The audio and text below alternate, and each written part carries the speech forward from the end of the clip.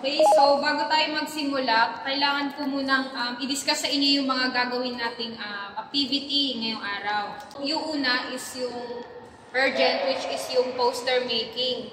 Sa poster making, gagawa kayo ng poster na about sa social literacy. So, gagawa kayo ng mga elements na associated sa social literacy. Tapos, pagsasamahin nyo sa isang poster. Since kayo ay mga drafting students, nag-expect ako na maganda yung mga poster na gagawin nyo. So, good luck guys. At yung deadline is today, 11:59, to be posted in Google Classroom. Okay?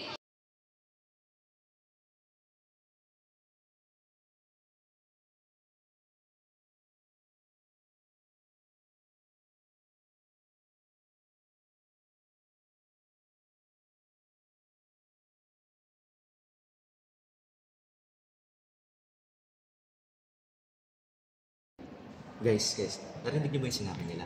Oo. Parang ang gandang topic nga nila, pwede natin gamitin. Gayahin na lang natin yun, tapos parang lampasan natin, mas ganda natin, chocolate din. Tara.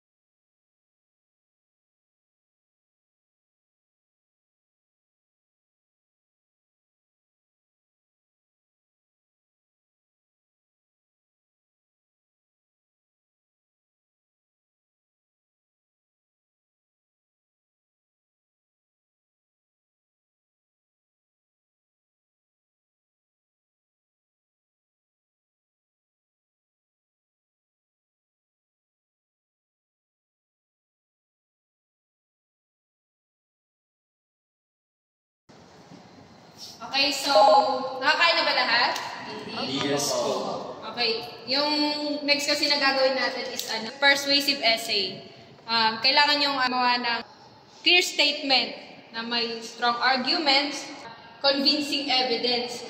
So bibigyan ko kayo ng example kung paano ba siya gagawin. So sa first paragraph, dun nyo i-include yung clear statement kung ano ba yung topic na kailangan nyo isulat. Then sa second paragraph, doon nyo isusulat kung fact or opinion. So, salitan nyo. Kailangan, kung may strong evidence kayo, meron din kayong strong opinion about doon sa topic.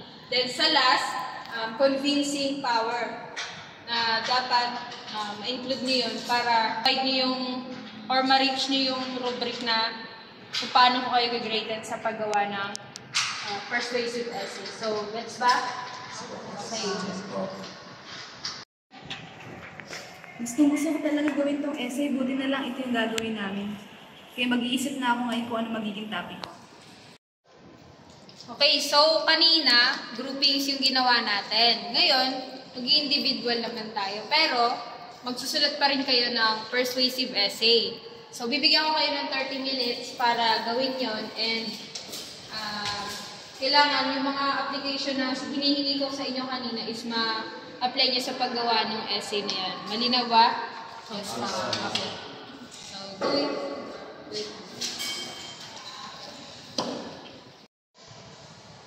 Okay, sa tingin ko kaya ko nang gawin tong essay dahil napag-aralan namin to at ang aming teacher ngayon din ay tinuro din sa amin yung iba pang mga way sa paggawa ng essay. So siguro magandang topic is about we should have more recess time at school. Dahil meron dito mga reason and example na maibibigay ko pa para mas maganda yung aking essay. Okay, time's up. So, papasa yung mga patay. Ano magawa? Mahaba.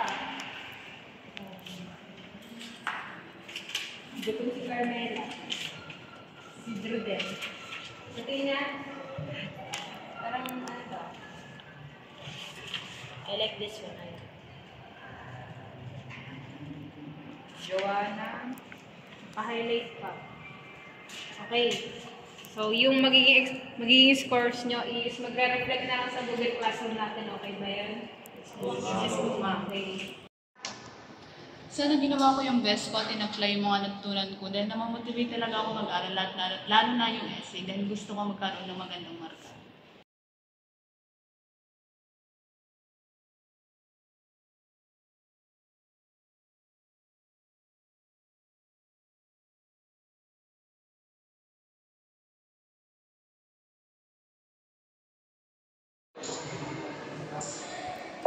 So, Ma'am Kat, ito yung i-handle mong class. Major in automotive sila, but yung subject na ituturo mo is about agriculture.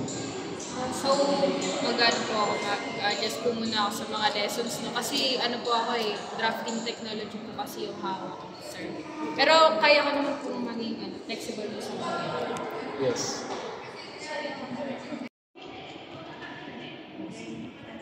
So, class, listen. So, ang mag-handle sa inyo for today sa subject na to is si Ma'am Kat. I-meet niyo si Ma'am Kat. Good morning. Introduce yourself, Ma'am. So, my name is Ma'am Kat from BTBTED 4E. Major ko is drafting technology. So, ako yung na-assign dito na maging ST ni Sir Drew sa subject na agriculture. So, nice to meet you all and sana maging ayos yung flow ng pagiging set natin.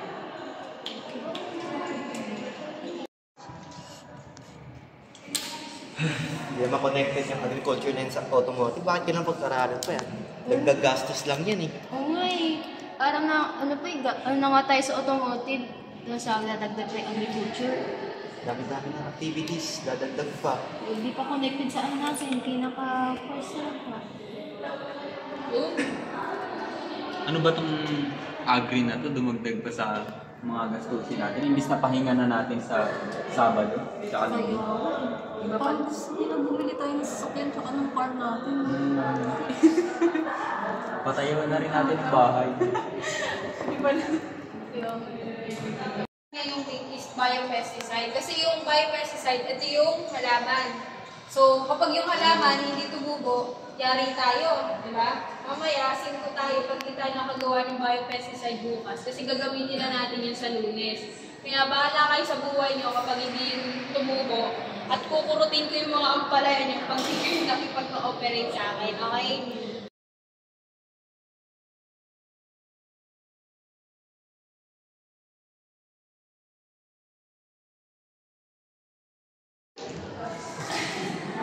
So, Ma'am Kat, Ano po yun? take a listen lang kasi napapansin ko sa students mo is parang hindi sila interested. Which is, naiintindihan ko naman kasi automotive nga yung major nila, di ba? Tapos agriculture yung tinuturo. What if maging creative ka sa pagtuturo? Yun nga po sir, kasi naisip ko rin po na gumawa ng mga flashcards na pwede namin gamitin sa icebreaker, sa face-to-face. Kasi, nga po sir, parang hindi nga po sila interested kasi focus sila sa major nila na narinig ko din na na mag-tune up na daw sila ng mga engines kasi nga diba automotive sila. Pero sir, sige po gagawin ko ng paraan yan para hindi po sila ma-board sa Sige, galingan mo ha.